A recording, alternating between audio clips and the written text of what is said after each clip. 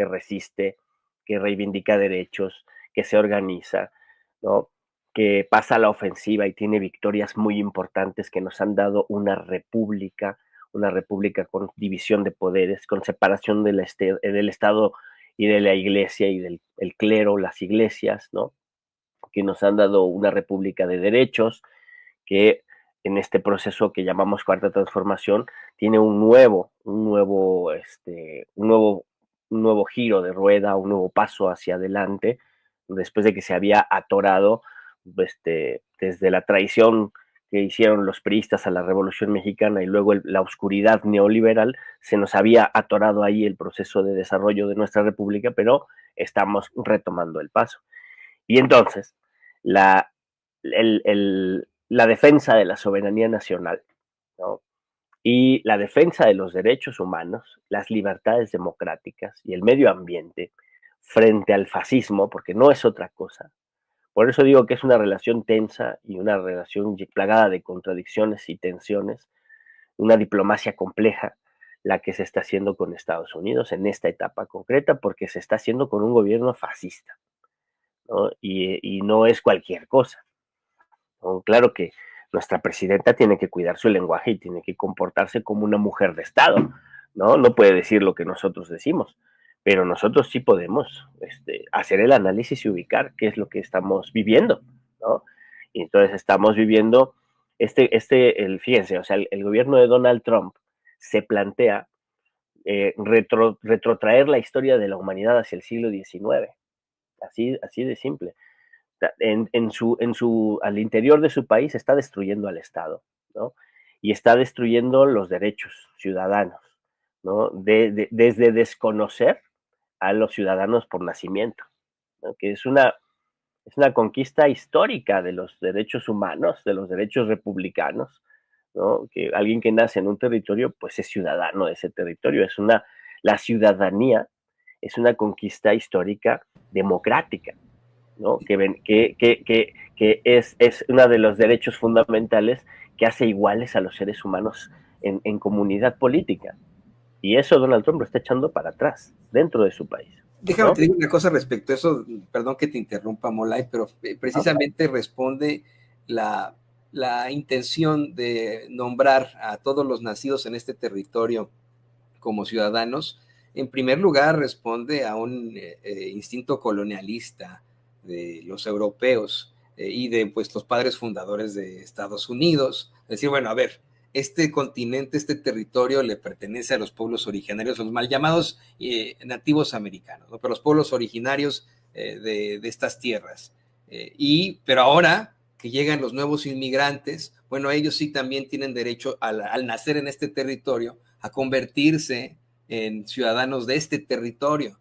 Y bueno, bajo esa premisa se fundan los Estados Unidos, que es una premisa después positiva. En un principio fue con la necesidad de establecer el colonialismo, después se convierte en algo positivo y ahora, era algo positivo para ellos cuando se trataba de que pudieran nacionalizar a los llegados europeos.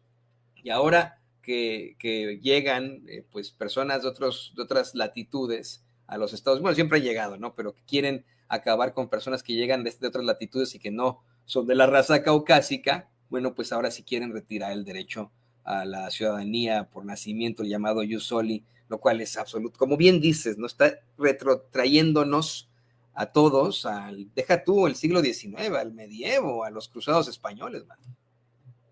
Sí, sí, es que ¿por qué me refiero al siglo XIX? ¿No? Porque es el siglo del imperialismo y del colonialismo, ¿no?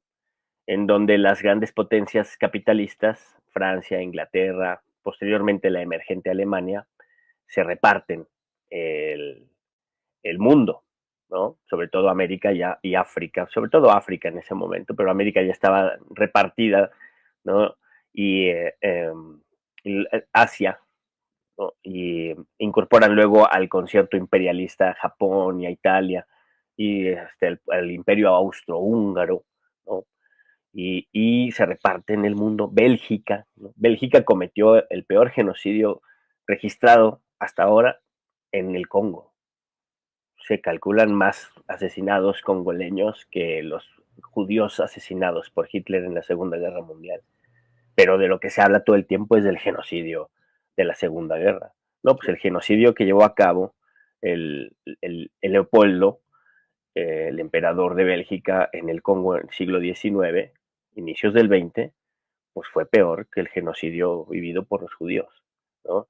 Ahorita mismo hay un proceso de genocidio en el Congo, ¿no? O sea, ese imperialismo tampoco ha dado, tampoco se ha echado para atrás, ¿no? Digamos, pero tiene otras características ahora, ¿no? Pero después de las dos guerras mundiales, el sistema capitalista había entrado en una serie de controles que se había adoptado a partir de la Organización de las Naciones Unidas y a partir de la Carta de los Derechos de las Naciones Unidas y los Derechos Humanos, ¿no? Que nunca firmó Estados Unidos, por cierto, ¿no? Eh, y con la desaparición de la Unión Soviética, inicia un proceso de cómo la potencia global estadounidense es hegemónica, ¿no? Hay un periodo donde no tiene resistencias, por lo tanto desata las guerras que conocemos, las guerras en Medio Oriente, ¿no? La guerra del Golfo, ¿no? Pero vienen procesos en los que tiene ciertos contrapesos, tiene, ¿no?, ciertas resistencias, y ahora el mismo Estado norteamericano, el mismo Estado gringo, ¿cómo se llama? El mismo aparato industrial militar tiene sus limitaciones en el ordenamiento del mercado y en las propias limitaciones geográficas de la influencia de las transnacionales y el capital. Pero en el siglo XXI tenemos estos grandes fondos de inversión que tienen el poder de concentrar el Producto Interno Bruto de regiones enteras, ¿no? Tienen el poder de quitar y poner gobiernos, de influir y organizar revoluciones de colores, ¿no? Para tumbar gobiernos que no son afines al imperialismo norteamericano, y tiene un poder omnímodo capaz de llevar a la crisis una economía completa, ¿no? Y de generar un desgaste social y un empobrecimiento que obligue al levantamiento, ¿no? Y a eso le pones arriba, a la cabeza, a un psicópata, ¿no? A un psicópata que no reconoce las conquistas históricas de la civilización occidental. Y yo decía esto de la ciudadanía porque sí, bien, la anotación que tú haces es sobre la ciudadanía norteamericana es válida, pero yo voy más atrás, ¿no? O sea, el concepto de ciudadano es un concepto que brinda derechos al sujeto por el hecho de nacer en una comunidad política, ¿sí? Eso es una victoria de los procesos democráticos, civiles, ¿no? Durante toda la historia de la humanidad, ¿no? De que el ciudadano es sujeto de derechos y los derechos se van logrando cada vez para más sectores de la población, ¿no? De tal manera que el ciudadano no solo es el hombre rico blanco, sino que el ciudadano es todos los que tengan ciertas características de habitar un territorio. El ciudadano es todos los que habitan el territorio, el ciudadano es todos los que nacen en el territorio, hombre, mujer, no solo los hombres y mujeres blancos, sino también hombres, mujeres indígenas, hombres, mujeres negras y negros, ¿no? El concepto de ciudadanía es una ampliación de derechos que Donald Trump borra de un plumazo, ¿no? Así, en su propio país. Pero decía, eso es lo que hace adentro de su país, entre muchas otras cosas, ¿no? Está creciendo la inflación, va a entrar en una crisis profunda, eso ya lo sabemos, pero hacia afuera su actitud es una actitud imperial, ¿no? Es la actitud del Kaiser. Tenemos un Kaiser aquí, ¿no? Apoltronado en el estado más peligroso de la historia. Y entonces, negociar con eso es complicado. Ya le dobló la manita allá a la OTAN, ¿no? Hizo ver a los líderes europeos como párvulos, como imbéciles, ¿no? Eh, y ya hoy, incluso hoy tenía, no sé si sea necesaria hacer su reunión con Zelensky, ¿no? Donde le va a dar sus cachetadas y a Ucrania le van a terminar quitando el 50% de sus recursos de tierras raras, ¿no? Y se van a repartir el país con Rusia, ¿no? Y todos los muertos ucranianos y todo el ridículo que hizo la Unión Europea y los otanistas, ¿no? De izquierda y de derecha, todos los que apostaron a incentivar y atizar la guerra en Ucrania, pues se quedan con un palmo de narices y en el ridículo, y en lugar de estar pensando en una seguridad autónoma y en una soberanía europea y en un proyecto europeo de derechos para los pueblos europeos, están en la locura de rebasar por la derecha a Donald Trump y de meterle más dinero al armamentismo y de continuar la guerra y continuar la matanza en Ucrania, ya sin Estados Unidos, dicen ellos, fíjate, ¿no? Y luego el cuate se da el lujo de hacer gala de su perversidad con el video que se hizo famoso esta semana que pasó, el video sobre Gaza, un video brutal donde banaliza el genocidio, ¿no? Sí, qué Donde barbaridad. hace un culto asqueroso, porque además es muy asqueroso, un culto a la personalidad del rico, ¿no? Eh, con un discurso más que misógino y homófobo, eh, pone a los guerrilleros de Hamas bailando como mujeres allí, como bailarinas en la playa, ¿no? Una lluvia de billetes, ahorita la estamos viendo allí donde está Elon Musk, ¿no? Que además es famosísimo Elon Musk por su filiación nazi, ¿no? Y entonces, o sea, se da el lujo de hacer esta banalización del mal y esta burla, ¿no? Y además justificación del genocidio y del exterminio del pueblo palestino, a lo que le va a meter dinero y que lo va a seguir apoyando, ¿no? Entonces, o sea, este esperpento que se da a estas licencias, que se comporta como un imperio del siglo XIX, como un Kaiser del siglo XIX, ¿no? Es el que tenemos aquí al lado y con el que nuestra presidenta está negociando. No es cualquier chingadera, ¿no? Sí, está complicada, ¿no? ¿Qué contradicciones hay? Pues que nosotros tenemos que ser muy firmes, pero al mismo tiempo tenemos que saber en qué momento debemos ceder, ¿no? Tenemos que ser muy contundentes en la defensa de la soberanía nacional, pero para que esa contundencia tenga fuerza, necesitamos el plan B y el plan C y el plan D, ¿no?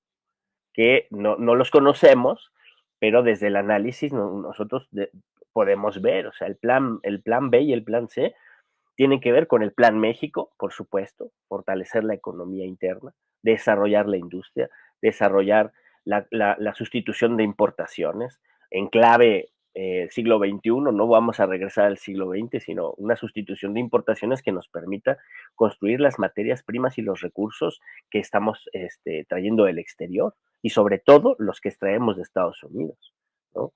Ubicar dónde están la compra de mercancías norteamericanas donde nosotros podemos y debemos aplicar aranceles, ¿no? Si ellos aplican los suyos ya en marzo, dice Trump, o en abril, como había dicho antes, pues nosotros también aplicar aranceles que les duelan a ellos, ¿no? Y ahí no podemos tener medias tintas, sino ser muy contundentes.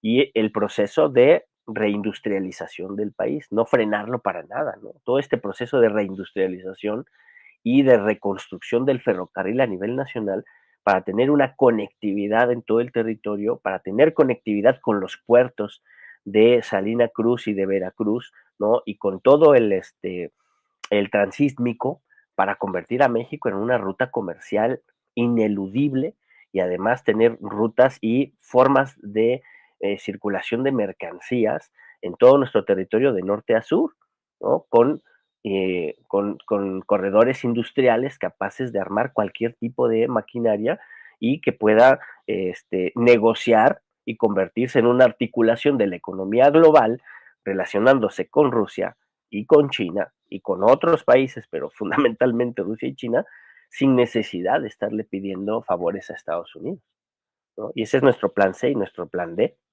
¿no? Una diplomacia mucho más amplia que permita incluso hacer acuerdos militares con otros países para defendernos de Estados Unidos, porque eso hacia allá está llevando al mundo este, este, este genocida, magnate, fanático, ¿no? Que